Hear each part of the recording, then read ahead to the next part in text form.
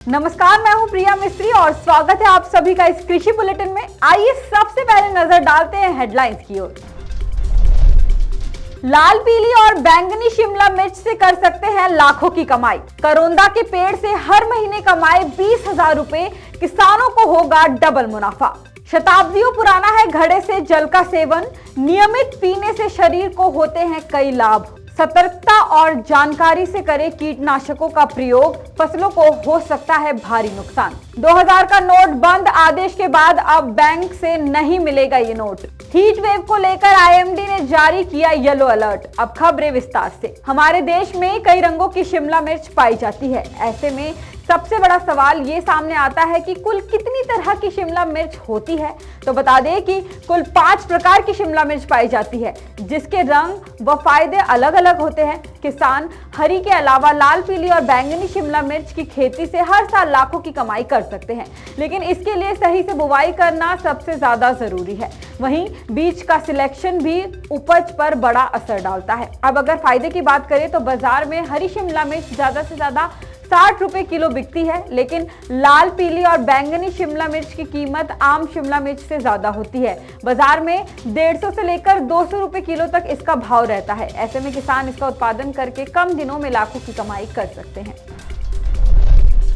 करौंदा की फसल किसानों को सिर्फ अच्छा मुनाफा ही नहीं बल्कि फसल को सुरक्षा देने का भी काम करती है। बता दें कि करौंदा को आप किसी भी तरह की फसल या फिर बागवानी के चारों तरफ सरलता से उगा सकते हैं। एक किसान भाई 1 एकड़ में करीब 100 पेड़ों को अपने खेत में लगाकर हर महीने 20,000 रुपए से अधिक की कमाई सरलता से कर सकते हैं। मिली जानकारी के मुताबिक इसके पौधों में बसंत ऋतु के समय फल आना शुरू हो जाते हैं और फिर जैसे ही बारिश होना शुरू होती है तब इसके फल पकना शुरू हो जाते हैं। ध्यान रहे कि करौंदा के पौधे की रोपाई के करीब 4 साल बाद इसके फलों की तुड़ाई किसान भाइयों को कर लेनी चाहिए। करौंदा का फल खाने में खट्टा लगता है, लेकिन इसके सेवन से पौष्टिकता एवं स्वास्थ्य में वृद्धि मिलती है। यही नहीं, इसके फल का इस्तेमाल कई तरह के उत्पादों को बनाने के लिए भी किया जाता है।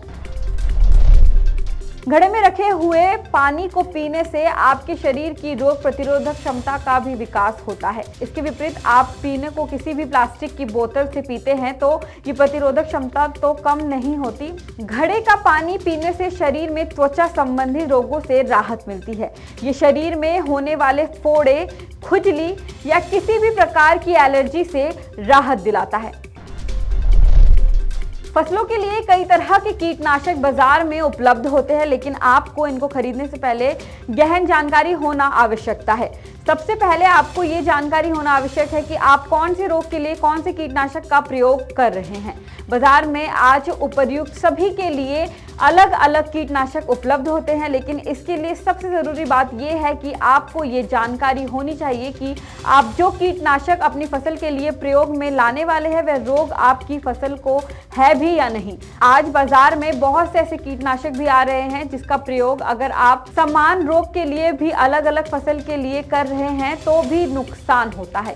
सरकार ने कुछ कीटनाशकों यानी इंसेक्टिसाइड्स को कुछ फसलों के लिए निर्धारित किया है, जिनको बाजार में कई फसलों के लिए प्रतिबंधित किया जा चुका है। आरबीआई के आदेश के बाद आपको तुरंत सावधान हो जाना चाहिए, क्योंकि अगर आपके पास भी अभी 2000 के नोट है तो आपको उसे तुरंत बैंक में जमा करा देना होगा। पहले की नोटबंदी से उबरने के बाद अभी हालात सुधरे ही थे कि एक बार फिर भारत में नोटबंदी का आदेश जारी हो गया है। अभी ये आदेश केवल बैंकों के लिए जारी किया गया है कि अब बैंक किसी भी व्यक्ति को 2000 रुपए का नोट नहीं देगी। साथ ही आदेश जारी किया गया है कि 30 सितंबर तक ये नोट वैध माने जाएंगे। इस बार 2000 रुपए का नोट बंद करने के लिए सरकार ने केवल तरीके को बदल दिया है। इस बार नोट को बंद कराने के लिए आदेश आरबीआई की तरफ से जारी किया गया है। अभी ये आदेश बैंकों को तत्काल प्रभाव से 2000 का नोट बंद करने के आदेश दिए गए हैं। अगर आपके पास भी अभी ये नोट है तो आप उसे 30 सितंबर से पहले ही बैंक तक पहुंचा दें। इसके बाद ये नोट भी 500 और 1000 की तरह केवल एक कागज का टुकड़ा रह जाएगा। राष्ट्रीय राजधानी दिल्ली में आज सुबह से ही लोगों को गर्मी की मार का सामना करना पड़ रहा है। वैसे देखा जाए तो पिछले कुछ दिनों से दिल्ली और इसके आसपास के इलाकों में गर्मी तेजी से बढ़ रही है। अगर हम आज के तापमान की बात करें तो दिल्ली के ज्यादातर इलाकों में तापमान सुबह के समय 30 से 33 डिग्री सेल्सियस तक रहा है। वहीं दोपहर के समय तापमान 45 से 39 डिग्री सेल्सियस के बीच दर्ज किया जा सकता है। साथ ही हवाओं की गति 7 किलोमीटर प्रति घंटा तक चलने की संभावना है।